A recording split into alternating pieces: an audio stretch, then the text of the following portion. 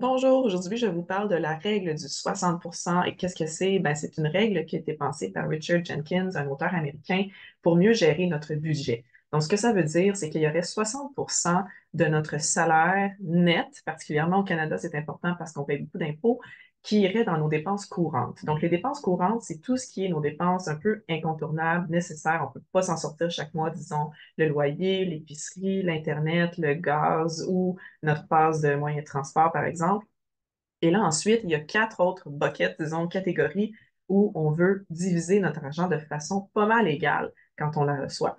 Donc, il y aurait un 10% qui serait pour la catégorie des dépenses irrégulières. Ça serait comme notre fonds d'urgence. Donc, on veut un fonds d'urgence, 10% de notre salaire qui s'en va là chaque mois. Ça, c'est vraiment, on ne veut pas y toucher. Il est de côté, c'est pour des imprévus. Un voyage n'est pas un imprévu. OK? Donc, c'est vraiment pour des choses qui sont nécessaires à la dernière minute.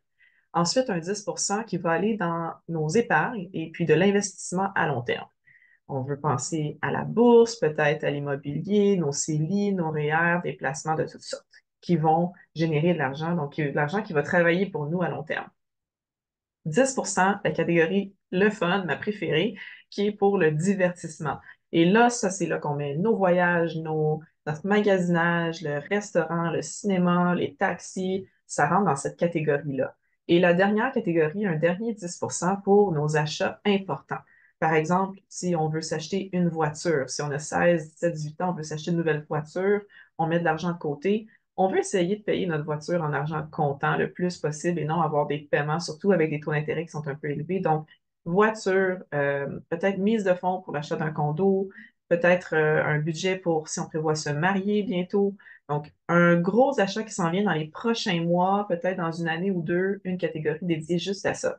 Si on est très jeune et qu'on est, disons, en bas de 20 ans ou dans la jeune vingtaine, notre catégorie achat important pourrait être un petit peu plus grande, puis dépenses irrégulières un petit peu plus petites.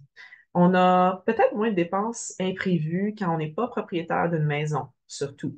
Donc, si on est locataire aussi, peut-être que nos dépenses irrégulières pourraient être de 5%, mais notre budget achat important, épargne et investissement, à mettre ça à 15%, par exemple. Donc, selon votre âge, selon vos besoins, vous pouvez changer ça un petit peu. Mais disons que ça, c'est la règle d'or, c'est la règle du 60% qui devrait être la base de votre gestion de budget. Alors voilà, c'est tout ce que j'avais à vous dire aujourd'hui. Si vous avez appris un petit quelque chose, ben, considérez peut-être vous abonner à ma chaîne et je vous dis merci beaucoup et à la prochaine.